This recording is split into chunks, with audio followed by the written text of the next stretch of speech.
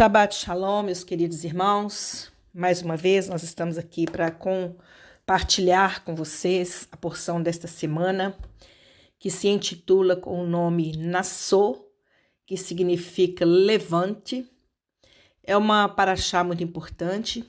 Ela se encontra no livro de Bamidbar. Nós já falamos dessa porção, quando foi feito um censo de todos os homens levitas a partir de um mês de idade, que totalizaram 23 mil homens.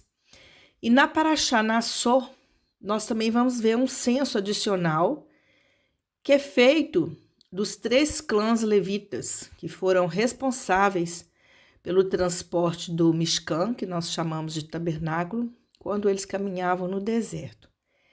E a Paraxá começa no livro de Bamidbar, Números, capítulo 4, versículo 21 e 22, que diz: E o Senhor falou a Moisés, dizendo: Faz também o recenseamento dos filhos de Gerson, segundo as casas de seus pais e segundo os seus clãs. É interessante que essa porção ela começa a falar sobre o papel dos levitas, E como nós já estudamos na porção anterior, Bamidbar, o filho primogênito de cada família judia foi originalmente destinado a realizar a avodá, ou seja, o serviço ao Senhor no tabernáculo.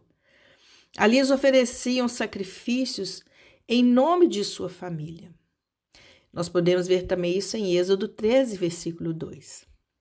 Mas, no entanto, quando os filhos primogênitos de Israel mais tarde participaram do pecado do bezerro de ouro, infelizmente, eles perderam esse direito. E o Senhor então ordenou a Moisés que trocasse os papéis do filho primogênito para os levitas, que agora então serviriam no Mishkan no lugar destes filhos que seriam os primogênitos e que eles estariam ocupando esse papel. Mas, para a gente entender melhor, quem são os descendentes de Levi? Os descendentes de Levi, eles foram estratificados de acordo com uma linhagem, de modo que há 4 divisões de levitas. A primeira delas são os gersonitas, que são os descendentes do filho primogênito de Levi, chamado de Gerson. Este clã era responsável por cuidar dos artigos tecidos do Mishkan, ou seja, as cobertas das paredes, do teto, do tabernáculo. E eles moravam no lado oeste do Mishkan.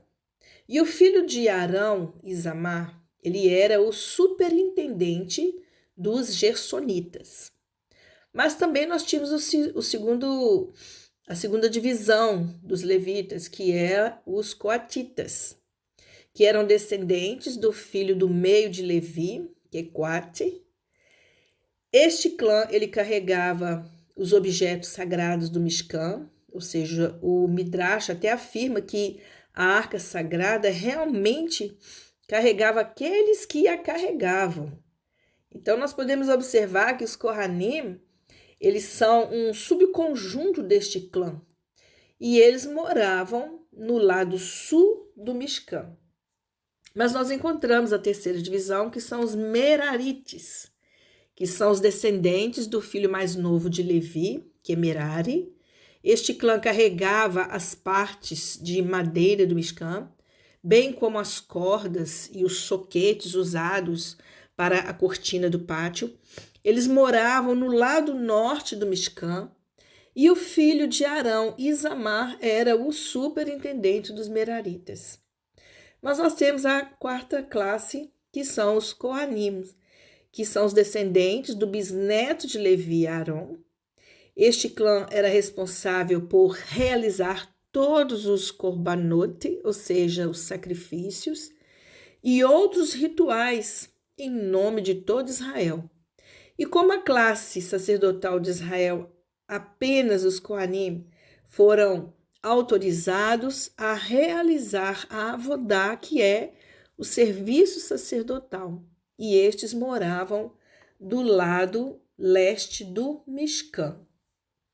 Porém, além de carregar os diversos objetos rituais, os Leviim, que são os levitas, eles auxiliavam os Kohanim, ou seja, os sacerdotes, abatendo os sacrifícios de animais, limpando os animais, cortando. E alguns dos levitas foram selecionados para guardar o Mishkan, enquanto outros foram designados como cantores e músicos no acampamento da Shekhinah, ou seja, a música ela acompanhava os vários sacrifícios tamid, né, os sacrifícios puros que eram feitos diariamente. Anteriormente, o Senhor lhe ordenou que um censo separado de todos os clãs de Levi fosse feito. Mas agora, nessa paraxá, ele queria uma contagem separada dos coatitas, gersonitas e meraritas. Mas desta vez, eles tinham que ter a idade de 30 a 50 anos. E os resultados desse censo adicional foram da tribo de Quat, né, 2.750, da tribo de Gerson, 2.630, e da tribo de Merari, 3.200, indicando uma força de trabalho total de 8.580 entre 30 e 50 anos. Mas o que nós podemos ver? Que tornando o acampamento sagrado, depois de fazer o censo e estabelecer os clãs ao redor do Mishkan, o Senhor, ele ordenou que todos os ritualmente impuros, que é a palavra tamei, eles fossem enviados para fora de todos os 3 acampamentos, que é o acampamento da Shekhinah, ou seja, o Mishkan, o acampamento dos levitas e o acampamento dos israelitas em geral. Então, todos os afligidos por Tzarat, que era uma doença de pele resultante da Lashon Hará, ou seja, de falar mal dos outros, fazer fofoca, né? Ou que tivessem uma descarga, eles deveriam, essa descarga é um sêmen, uma impureza, né? Na parte íntima também. Então, eles deveriam ser excluídos da Assembleia Sagrada no deserto. Aqueles que se tornaram impuros pelo contato com os mortos só eram proibidos de entrar no acampamento do Mishkan, mas poderia permanecer nos outros campos. Mas, em seguida, o Senhor ordenou a Moisés que dissesse aos israelitas que se alguém cometesse um pecado, ele ou ela, deveriam confessá-lo e fazer a restituição total da techuvá, ou seja, do arrependimento pelo erro, acrescentando 20% aos danos causados ao ofendido. Embora isso pareça dizer respeito ao pecado do roubo, refletindo, entende-se que todo pecado é uma espécie de roubo, pois a vida nos foi dada para fazer a vontade de Deus. E a transgressão dessa vontade rouba de Deus a glória devida ao seu nome. E além disso, as terumoti, ou seja, as contribuições para os sacerdotes, elas são obrigatórias. E aqueles que retêm o maaser, que são os dízimos, né, aquela porcentagem que era oferecida, eles estavam sujeitos ao julgamento do Senhor.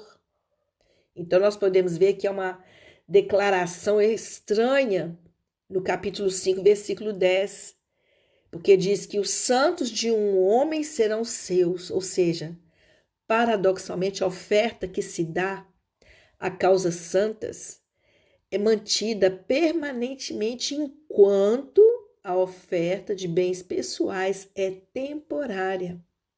Assim, nós podemos ver que a entrega da tzedakah, da justiça de praticar o ato da entrega, ela livra a alma dos problemas, como está escrito em Provérbios 28, 27. Mas nessa porção, nós vamos ver também um cenário bem estranho mas que tem, sim, para nós um proveito de ensinamento, que é a lei do sotá. É interessante que o Midrash judaico ele diz que quando Israel estava no Egito, todas as mulheres judias permaneceram fiéis a seus maridos e se abstiveram de casamentos mistos e especialmente de uniões ilícitas, ou seja, de adultério, fornicação, com outros homens egípcios, no caso aqui seria, né? E de acordo com o Talmud, foi por causa de seu zerut, ou seja, mérito, que Deus libertou Israel da escravidão e enviou as 10 pragas sobre os egípcios durante o grande êxodo. E apesar desse grande mérito, no entanto, a Torá fornece um meio de testar a fidelidade de uma mulher ao marido nos casos em que houvesse dúvida razoável, quando o marido cismava que a mulher tinha traído ele. Então, havia esse ritual para saber se realmente essa mulher ela havia cometido adultério. Isso é chamado a lei do sotá, ou seja, a esposa suspeita de infidelidade por seu marido. Você pode ler isso no livro de Números, capítulo 5, está no versículo 12 ao 31. Em um ritual em comum, um marido trazia sua esposa ao Kohanim e apresentava uma oferenda de ciúme. Veja bem, uma oferenda de ciúme. Na verdade, uma oferenda de cevada em vez de trigo. Olha aí, cevada ao invés de trigo, era algo mais inferior. E sem a adição de óleo e das especiarias, como era costume para a oferenda de mirra, porque a oferenda de mirra era a oferta de gratidão, e a oferta de gratidão você dá sempre o seu melhor. E um cohen, então ele pegava a oferta e a colocava na mão da mulher, e a mulher era obrigada a fazer um juramento de sua inocência perante o sacerdote e perante o Senhor. Já pensou ser colocado numa condição dessa? Porque aqui era a questão de consciência, era do interior que era revelado, era trazido à luz. E depois disso, o cohen, o sacerdote, ele preparava uma água amarga que a mulher deveria beber. O sacerdote pegava um vaso de barro e o enchia com água retirada do Kior Nehoshet, que é a pia de bronze, que era aquele lavatório onde o sacerdote ali lavava as mãos e o rosto, misturando um pouco de poeira do chão do Mishkan e misturava ele ali na água. O sacerdote então escrevia em um pergaminho uma maldição que descreveria o castigo da mulher, escrito com o sagrado nome de Deus, que é o Yud Rei Vav Rei, e o mergulhava na água para que as palavras do juramento fossem esfregadas, ou seja, dissolvidas na água no vaso de beber. Então, finalmente, ela foi obrigada a beber aquela água amarga. Se ela fosse realmente culpada do adultério, ela teria uma morte dolorosa, seu corpo iria inchar, seu rosto ficaria pálido e seus membros enfraqueceriam. Porém, se ela fosse justificada, no entanto, a água não a prejudicaria em nada e ela receberia uma bênção especial de que não teria mais dor durante o parto.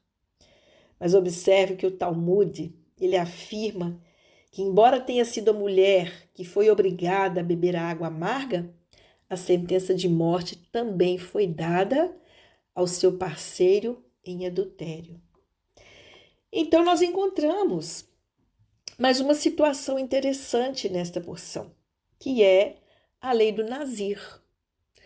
Em seguida é dada esta lei do Nazir, ou seja, a lei do Nazireu, que é um voto de consagração por um período específico de tempo em dedicação ao Senhor.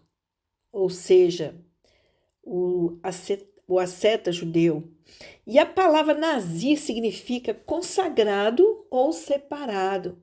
E para se tornar um nazireu em relação com o nazareno, uma pessoa, ou seja, um homem ou uma mulher, eles deveriam fazer um voto de Nezirut, ou seja, um voto nazireu, e isso envolvia abster-se de 3 coisas. Está preparado aí para poder ser um nazireu? Ele tinha que deixar de consumir o vinho ou produtos de qualquer tipo da videira, por exemplo, uvas, as passas, o vinagre de vinho.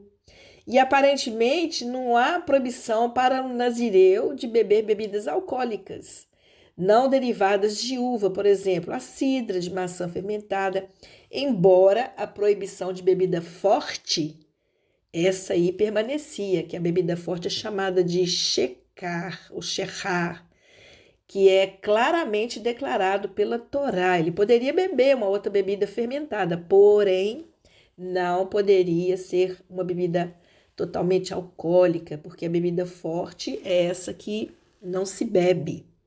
Mas também ele poderia cortar o cabelo, né? Por um tempo de período específico. E também ele não poderia ter contato com um cadáver. O vinho, nós sabemos que ele causa em nós, né, alegria, ele causa motivações à vida, então ele teria que ter a alegria dele, não poderia ser da carne, teria que ser a alegria que vinha do próprio Ruach HaKodesh, como a palavra diz, né? Não vos embriagueis com vinho, mas enchei-vos do Espírito Santo. O corte do cabelo era feito por quê? Porque quando se cortava o cabelo, era como se estivesse preparando ali, né, a pessoa para um novo cabelo que viria. Então eles raspavam a cabeça, tiravam o velho para receber algo novo do eterno. Então, muitas vezes nós precisamos também de cortar nosso cabelo, não digo o cabelo físico, mas coisas velhas da nossa vida que precisam ser tiradas para que nós possamos receber o novo, da mesma maneira como nós precisamos tirar aquilo que embriaga a nossa vida, a alegria do mundo, e buscarmos o Senhor, que é o único que pode nos causar alegria. E o contato com um cadáver, no caso, incluindo até membros da própria família, ele não poderia ter esse contato, é porque quem busca pelo Deus eterno, um Deus que é vivo, ele deve evitar ter contato com o que é morto, né? Porque nós sabemos que, como Yeshua disse, né, deixar que os mortos enterrem seus corpos, né? Então, nós sabemos que ter contato com o morto é você ter que ficar ali chorando, padecendo, e quem se separa para o eterno, ele tem que buscar uma vida de santidade em todo o contexto da sua vida. Mas observe que se alguma dessas condições não fosse mantida enquanto eles estivessem sob voto, o nazir deveria começar seu tempo de consagração novamente. E é interessante que o Senhor está sempre nos dando oportunidades, né? Para a gente começar um tempo de consagração. Quem sabe aí você está precisando de passar por um processo aí de santificação, de separação. É hora de cortar coisas da sua vida, se separar e buscar algo do Senhor. Talvez você tenha tentado buscar por essa santidade, não consegue alcançar. Mas Deus, ele é um Deus de oportunidades e ele sempre nos chama de volta a um recomeço, né? Mas no caso aqui do nazireu, se ele não conseguisse, talvez por um acidente, né, ele se tornasse impuro ali, então ele deveria esperar, né, 7 dias necessários para se tornar puro novamente e oferecer então os corbanotes, o sacrifício no 8º dia e começar o voto de 30 dias novamente desde o início. Então, quando a pessoa faz um voto, ela tem que ir até o fim, né? Melhor não votar, mas se votar tem que ir até o fim. Mas se por acaso caiu no meio do caminho, volta ao início de tudo e começa novamente. E assim, quando ele terminava o período do voto, o nazireu raspava a cabeça, queimava o cabelo no fogo de um dos corbanotes, ou seja, uma sala especial do templo, que era chamada de Lishkat Nezirim, que era dedicada ao barbear, né? Quando o nazireu fazia essa limpeza e barbeava, cortava o cabelo. E uma série de ofertas adicionais, incluindo uma oferta de hatat, que é o pecado, era então dada ao Senhor. Isso nós encontramos em Números, capítulo 6, versículo 10 e 21. Então, enquanto a maioria dos votos nazireu eram temporários, geralmente de 30 a 100 dias, alguns eram nazireus desde o nascimento até a morte, né? Nós vamos ver exemplos na Bíblia de Sansão, que está lá em Juízes, né? 13, 7, e também o João Batista, né? O imersor. E, curiosamente, o próprio apóstolo Paulo também fez um voto de nazireu, demonstrando assim sua fidelidade à observância da Torá como seguidor de Yeshua. Mas uma das partes que eu gosto muito dessa porção é sobre essa instrução do Eterno, que está no capítulo 6, 23 e 27, que fala sobre o Birkat Kohanim, que é a bênção sacerdotal. E é interessante que no meio dessa leitura, de tudo isso que nós estamos falando, o Senhor dá então um mandamento a Arão e para também os seus filhos, né? Para que eles pudessem abençoar o povo de Israel, chamado de bênção sacerdotal, Birkat Kohanim. Essa bênção tinha a intenção de colocar o nome do Senhor sobre o povo de Israel. E tradicionalmente os sacerdotes abençoavam o povo todas as manhãs após o sacrifício no Mishkan. E mais tarde também eles passaram a fazer isso no templo.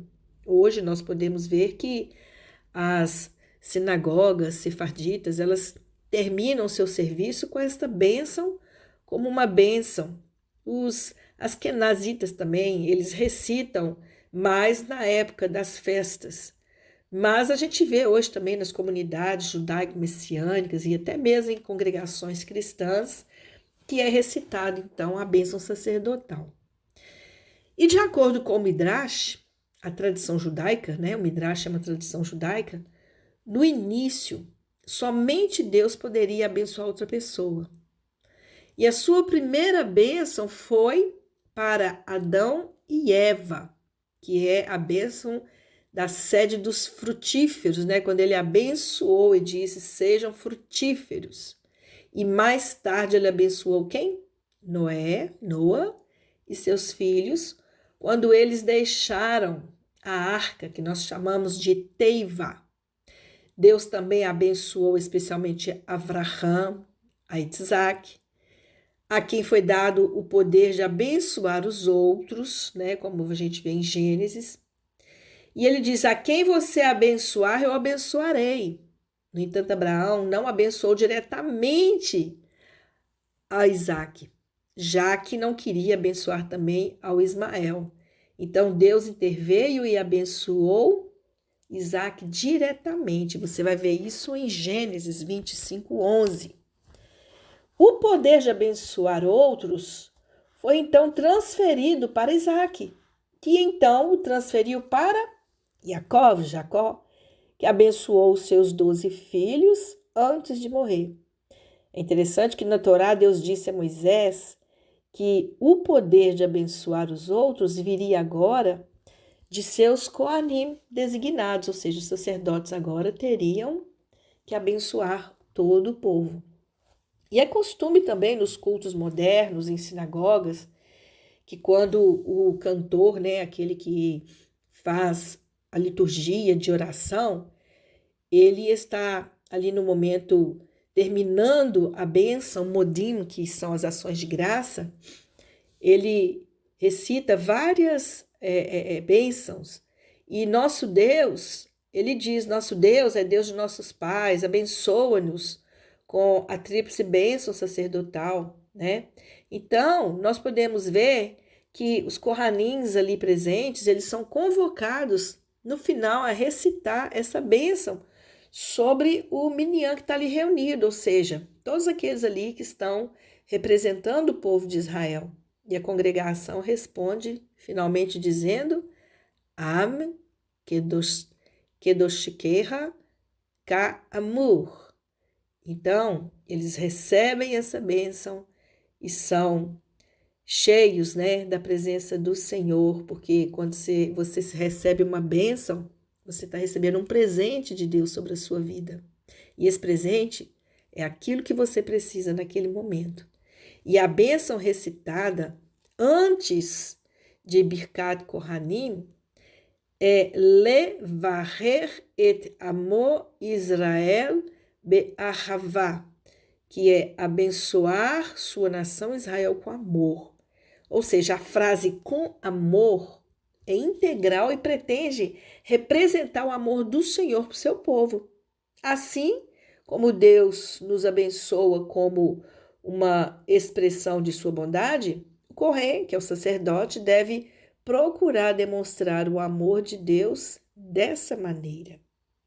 Ou seja, todas as mitzvot, os mandamentos, devem ser cumpridos com alegria. Embora, se alguém não conseguir atingir essa emoção, porque ninguém pode forçar ninguém a ser alegre, né? A alegria é um estado de ser. Os mandamentos ainda devem ser cumpridos. E a mitzvah de Birkat Kohanim é única, porque se um sacerdote está infeliz, ele não deve recitar a bênção, porque um Kohen que está em avelut, ou seja, luto pela morte de um parente, né, próximo, então ele é obrigado a sair durante o Birkat Kohanim. Ou seja, quando a pessoa, o sacerdote, ele estende as mãos recitando essa bênção, ele está transferindo aquilo que está no coração dele. Então, se ele está de luto, se ele está triste, se ele está, né, abatido, se ele faz essa bênção, ele está transmitindo coisas negativas também para as pessoas. E a gente só pode oferecer aquilo que o coração está cheio.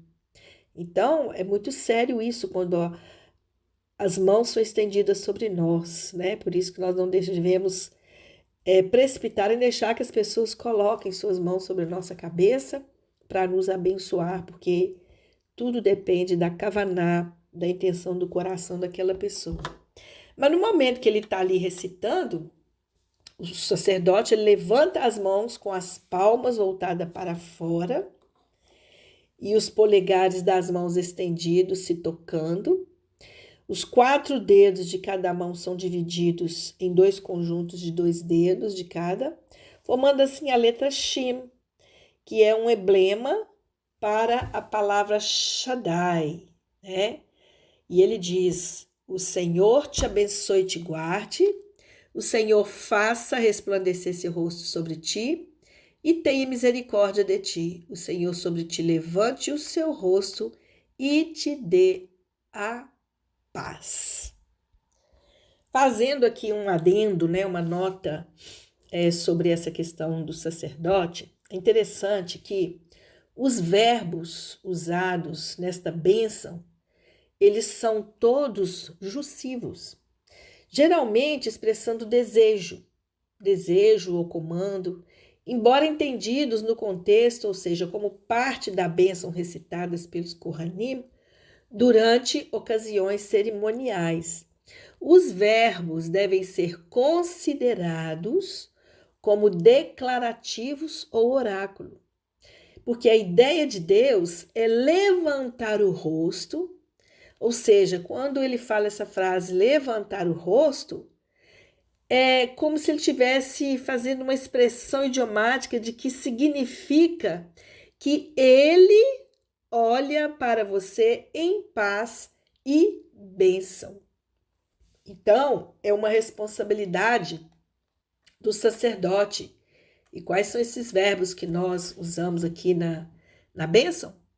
Que o Senhor te abençoe, abençoar, guardar, fazer resplandecer, ter e levantar e dar. Então, são muitos verbos que são significados de bênçãos. Então, tem que ter muito cuidado. E nessa bênção, nós podemos ver a bênção 3 em 1. Por quê? Observando que o texto hebraico da bênção começa com 3 palavras, que é composta de 3 partes e que invoca o nome divino 3 vezes, é, portanto, apropriadamente chamado de a bênção 3 em 1. Mas nós temos que observar também que as palavras são ditas no singular gramatical e não no plural. E por quê? Porque elas são destinadas a ter aplicação pessoal, não a ser uma bênção geral sobre uma multidão de pessoas. A frase, o Senhor levante o rosto sobre ti, sobre você, retrata o rosto radiante de um pai, como se ele levantasse seu filho amado em alegria.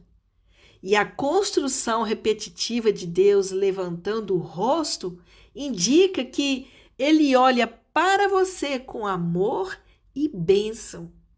Sem dúvida, o nosso Senhor Yeshua recitou esta bênção, essa mesma bênção sobre seus discípulos quando ele subiu de volta ao céu, embora ele tivesse falado na primeira pessoa gramatical. Ele diz: eu te abençoo e te guardo. Estou cheio de graça para convosco. Levanto para vós o meu rosto e dou a vocês a minha shalom. Isso está lá em Lucas. Amém? E para a gente terminar essa porção, a Paraxá agora ela retoma o relato da Paraxá Shemini, que são dos 7 dias de ordenação, que é chamado de Yemei HaMiluim, que eram feitos no Mishkan. Os líderes, que são os Nessiim, das 12 tribos, eles doariam 6 carroças e 12 bois para carregar as tábuas, cortinas e outros objetos do Mishkan. E os objetos sagrados do Mishkan ainda eram obrigados a serem carregados nos ombros dos coatitas. E, além disso, cada um dos líderes tribais traziam oferendas para a inauguração do Mishbeah, ou seja, do altar, mesmo que seus presentes fossem idênticos. Cada um trazia em um dia diferente, conforme descrito na Torá. E assim a Paraxá termina com o acampamento montado, o tabernáculo mobiliado e suprido, e Moisés no Mishkan, ouvindo a voz do Senhor, falando com ele de cima do propiciatório que estava sobre a arca do testemunho, no meio dos 2 querubins. Então, meus queridos, eu gostaria de concluir essa Paraxá com alguns pensamentos em relação a todos esses assuntos, que foram relatados desta porção. E o primeiro ponto que eu quero afirmar aqui é sobre a questão do primeiro versículo, que fala para que eles separassem aqueles que fossem da idade de 50 anos, Ele disse: faça também o censo dos descendentes de Gerson, de acordo com seus clãs e família. Conte todos entre 30 e 50 anos, todos os que entrarem nos grupos para realizar a obra e servir na tenda do encontro. Então, a gente percebe aqui que para carregar estes utensílios, eles teriam que ter uma idade madura. Mas comparando isso com o 1 Coríntios, capítulo 3, versículo 16, diz assim: não sabeis vós que sois Beit HaMikdash de Elohim, e que o Ruach HaKodesh, o Ruach Elohim, habita em vós? Então, fazendo uma comparação deste texto com a Paraxá, onde nós vemos o cuidado do Eterno com o transporte do tabernáculo pelo deserto, nós podemos claramente ver que o transporte ele continha espiritualmente até nos dias de hoje. O mundo é como o deserto, e assim como Israel no passado transportava o tabernáculo para subjugar o mal, ser força nas tribulações e servir de luz para a humanidade, assim somos cada um de nós. Yeshua, em sua oração final, ele não pediu ao Pai para nos tirar do mundo. Ele espera que nós brilhemos com a luz do Ruach HaKodesh, do Espírito Santo, mesmo no deserto. E mesmo quando O bem não pode ser visto a quilômetros de distância. E no coração do Mishkan estavam as leis do Eterno. Ele espera que elas continuem nos nossos corações, obtendo lugar de destaque em nossas vidas, porque o tabernáculo ele trazia santidade ao deserto, assim como o Eterno espera que nós vivamos em santidade perante o mundo. Uma outra curiosidade muito interessante é sobre essa mulher, né? Que é uma das coisas que nos choca quando a gente lê essa porção, que é a humilhação pela qual a esposa é feita passar em caso de suspeita de adultério. E nesse caso, a esposa ela era levada ao Mishkan e feita passar pelo teste das águas amargas em público. Mas será que isso não era uma humilhação demais? Porque o teste era feito dessa forma em público. E por que eles faziam isso? Porque expor a mulher daquela maneira. Isso, amados, tem a ver com o motivo por trás da situação. Uma possível traição ocultada acabaria com a honra do casal perante a sociedade. Se a mulher fosse inocente, esse testemunho público serviria para resgatar sua honra, pois não haveria dúvida quanto à sua inocência. Então, ela estaria livre de qualquer falatório ou desonra perante os homens e perante o próprio marido. Caso ela fosse culpada, então, a punição era singular, porque a mulher havia pecado 4 vezes. E o pecado ao trair o marido, pecou ao desonrá-lo, ocultando o pecado. E pecou ao não admitir o pecado quando confrontada pelo marido. E também pecou ainda ao confessar a inocência perante o Eterno no Mishkan. E esta é uma das passagens para a qual frequentemente os críticos da Torá apontam para justificar o não cumprimento dos mandamentos do Eterno. Dizem que se cumpríssemos a Torá, deveríamos pôr em prática também essas punições, o que na sociedade atual seria considerado algo cruel demais. Então, com tudo isso, vale ressaltar 2 coisas, que as punições em si não são os mandamentos, mas sim as consequências pela violação dos mandamentos. Yeshua veio justamente porque não teríamos condições de viver tanto física quanto espiritualmente, se tivéssemos que arcar com tais punições por nós mesmos. Então, a falta de discernimento em nossos críticos ao confundir estes 2 aspectos da Torá, que é a bênção e a maldição.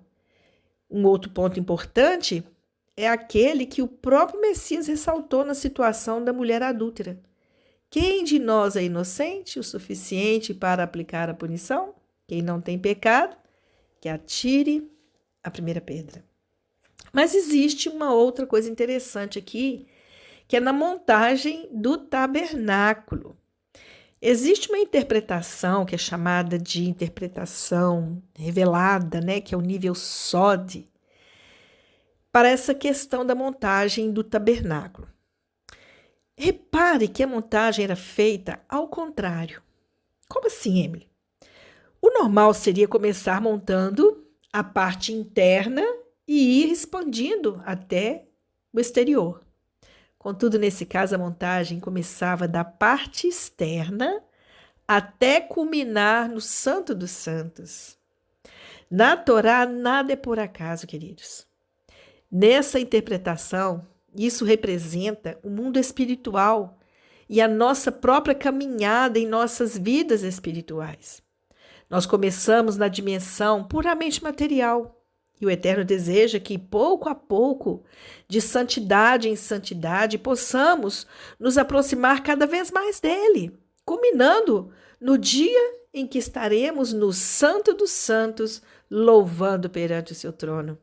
Esse modelo também nos ajuda a sermos pacientes com aqueles que estão do lado de fora do Mishkan. Quem são estes? Aqueles que ainda não foram tocados pelo Eterno. muitas vezes ainda enxergam a vida de forma puramente material e não conseguem enxergar a glória que há dentro do Mishkan. Então, paciência e oração são as chaves para este caso. Mas uma outra curiosidade é sobre a questão do voto do Nazireu. Nesta paraxá, nós encontramos o Nazirato, ou voto de Nazir, que é uma consagração especial ao Eterno, onde a pessoa se abstém de certas coisas, tais como produtos da uva, como nós já falamos, tocarem mortos, etc. E para poder se dedicar ao Eterno, repare que esta consagração não é muito diferente da consagração do Kohen Hagadol, que é o sumo sacerdote. O voto de Nazir poderia ser temporário, e ao término do mesmo, o cabelo era raspado e se fazia um sacrifício no Mishkan, que é o tabernáculo. O princípio do voto de Nazir é semelhante ao do jejum, deixar de se ocupar de certas coisas físicas para se concentrar mais na vida espiritual.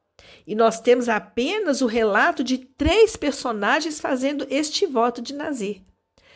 Os primeiros 2 mais claros são, como nós falamos, Sansão e Shemuel, né, que é Samuel, e o terceiro foi Shaul, como nós já falamos. Então, quando ele vai ao Beit Hamikdash oferecer sacrifício, há menção de raspagem da cabeça, o que indica que possivelmente ele ainda estaria encerrando o voto de Nazir. Então, alguns se perguntam se o voto de Nazireu poderia ser feito hoje em dia. Bom, sem o Beit Hamikdash, esse voto não poderia ser feito de forma plena. Portanto, embora seja possível pela Torá fazer o voto, não se recomenda. E nós temos também a bênção, né, que nós já falamos sobre Birkat Kohamim, também que é algo tão especial para nós. E nós já falamos, né, desse intermédio do sacerdote declarando sobre nós a bênção. É interessante que o conceito de Shalom no hebraico não representa apenas a ausência de conflito, mas sim a completude, a integridade, que somente em Deus nós somos completos e plenos dessa paz que Ele pode nos dar, não é verdade? Mas o que eu acho interessante nessa Birkat Kohanim é um segundo aspecto, que está no versículo 27, que narra assim: e porão o meu nome sobre os filhos de Israel, e eu os abençoarei. É interessante, amados, que isso mostra a verdadeira natureza da bênção bíblica. Não é o sacerdote que abençoa, mas sim o Eterno. O sacerdote apenas se permite ser veículo desta bênção. Isso fica bem claro no final do versículo 27, onde o Eterno diz: eu os abençoarei. Assim, o agente de toda a bênção é sempre o Eterno. Para ensinar este preceito, é costume nas sinagogas, então, isto seja apenas talvez uma tradição, quando nós olhamos para as mãos do sacerdote, quando o mesmo recita esta bênção, isso demonstra o nosso entendimento de que as bênçãos não vêm do Cohen, mas sim de Deus por intermédio do Cohen. E da mesma forma, em nossas vidas, é importante termos esse conceito sempre em mente, que a bênção é uma concessão de poder, de autoridade, que é sempre algo do qual nós somos veículo e não fonte. Então, quando nós abençoamos, nós também somos abençoados. E que nós possamos enxergar em tudo o nosso eterno Deus. Amém? Mas tem uma outra curiosidade interessante nessa bênção, que ela fala da natureza de Deus. A Birkat Kohamim, ela também reflete a beleza da natureza do Eterno. Nós sabemos que o Eterno ele tem a sua parte da sua essência, né? Que nós não podemos confundir com o pensamento pagão. Mas nós sabemos que ele tem esses 3 pilares que nós entendemos E esses 3 pilares, nós chamamos de as 3 essências do Eterno, são o pilar da esquerda, que representa a essência da justiça, simbolizado pela manifestação do Eterno como nosso Pai. Essa essência está expressa na primeira parte da bênção, onde é concedida a proteção do Eterno. O pilar da direita representa a essência da misericórdia, simbolizado pela manifestação do Eterno como Ruach, como Espírito. E esta essência está expressa na segunda parte da bênção, onde é concedida a graça do Eterno. E o pilar do meio, conhecido na literatura judaica como o pilar do Filho, traz o equilíbrio entre os dois. É um reflexo da plenitude de Deus, exatamente como os escritos que se referem a Yeshua. Em Yeshua é concedida a verdadeira paz. Assim, meus queridos, nós terminamos nesta porção declarando sobre a sua vida. Yivarever Adonai veshmerecha. Yahe Adonai panavelecha vehuneka. Issa Adonai panavelecha veasem lecha shalom. Que o Senhor te abençoe e te guarde, que o Senhor faça resplandecer o seu rosto sobre ti e tenha misericórdia de ti. Que o Senhor sobre ti levante o seu rosto e te dê a paz. Shalom, shalom, Shabbat shalom para todos.